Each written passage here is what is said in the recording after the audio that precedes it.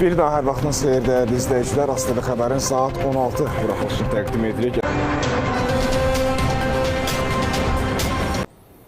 Azərbaycanın ərazi bütövlüyünün təmin olunmasında yüksək peşəkarlıq, şücaət və mərdlik göstərən kapitan Həmid Həmidli.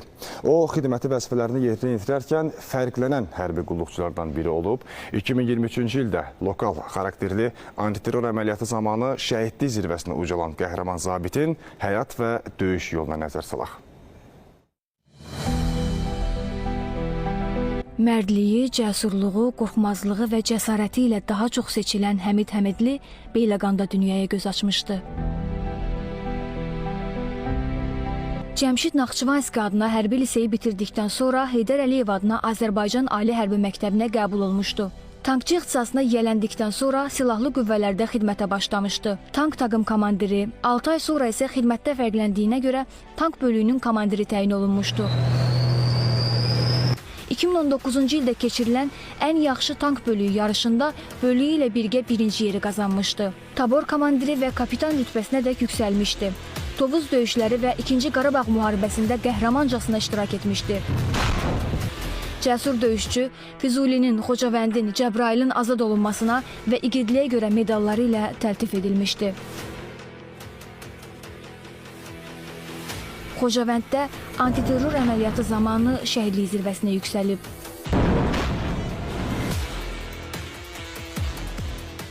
Uşaq vaxtı televizorda məsələn torpaqlarımızın işğal olunmuş torpaqlarımız haqqında verilmiş gedəndə bir də gördüm ki, ağlayır. Deyirdim ki, niyə eləsin? Deyirdi ki, ata yekələzəm, mən hərbi çalaram. Çünki o gözün açıb baxanda mən hərbidəydim. Gözünü tanıyanda. O mənlə fəxr edir ki, atam hərbidədir, üstü təyinatlıdadır. Ən gözəl deyirdi, ölüm şəhadət. Onu da deyirdi, mənə, əgər ata kimi məni çox istənsə, mənə arzu elə. Deyib ki, atama bir dənə deyin ki, mən gülə-gülə deyib ki, mən arzuladığım məqama çatdım, amma mənim necə saxlamışdısa ürəkli, mənim balalarımı da elə saxlasın. Bir dənə atama bunu çatdırım. Düşmənin raket zərbəsi ilə vurduğu tankın içərisindən özü ilə birgə 3 hərbiçi yoldaşını da xilas etmişdi. Onlarla yaralı silahdaşını döyüş meydanından çıxarmışdı. Ağır yanıq xəsarətləri alsa da sağalıb yenidən xidmətə qayıtmışdı. Vətən müharibəsində Füzuli uğrunda gedən döyüşlərdə idarə etdiyi tankla gecədən səhərədək düşmənin yüzlərlə canlı qüvvəsini, bir hərbi yük maşınını, bir tank və bir PDM-i məhv etmişdi. Axırıncı dəfə evdən çıxanda patinkasını belə bağlaya-bağlaya, hətta kövrəldi də, axıra qədər sözünü deyə bilmədi.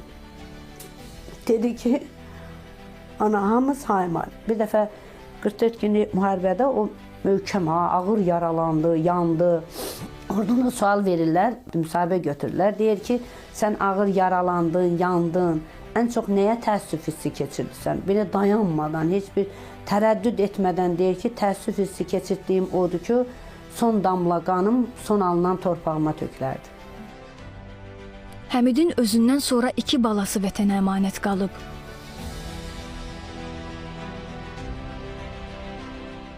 Həmidin bir sözü vardı, yaxşı olacaq, heç vaxt neysə mən tədirginliyə salmazdı. Bir oğlum var, bir qızım. Bir də anam əmanət etdi məni. Əzənəsim. Məni ondan mən eləyibdir, bir-birimizdən xəbərsiz. Çox fəxr edirəm, çox qürur duyuram. O mənim qürurumdur. Övladlarımın ən örnək alacağı insan birinci atalarıdır. Bugün Həmidli ailəsi, daha çox isə bu körpə balalar ataları ilə qürur duyurlar. Azyaşlı olmalarına baxmayaraq onun ucaldığı məqamı dərk edirlər. Atalarının xatirələrinə sığınır, onun əşyalarını göz bəbəyi kimi qoruyurlar. Mənim üçün Həmid Həmidlinin atası olmaq böyük bir fəxirdir. Həqiqətən də bizim dövlətimiz bizim arxamızdadır. Bu dövlətdən ötürü son damla qanımızı vermək də bizim üçün xoşdur. O deyirdi, bir gün bu həyətimizdə, o biz darvaza deyirik də, onun üzərində bu bayraq dalğalanacaq. Baxırsan ki, nə istədi o da oldu. Həmid əslində həqiqətən, gerçəkdən bəlkə də deyirlər, yetər ki, səni istə. Bəlkə də Həmid ürəkdən onu istəyib, arzuluyub, öz arzusuna çatdı. Bir ana olaraq itki kimi toxuna bilməmək nə qədər ağır gəlsə də, amma bir fəxarət bir qürur, bir məqam var. Və o bir məqam da bizim bu ağrı acımıza böyük bir təsəllidir. O darvazanın üzərində dalğalanan bayrağımıza bax, həmişə də deyirəm ki, bayrağına canım qurban Azərbaycan.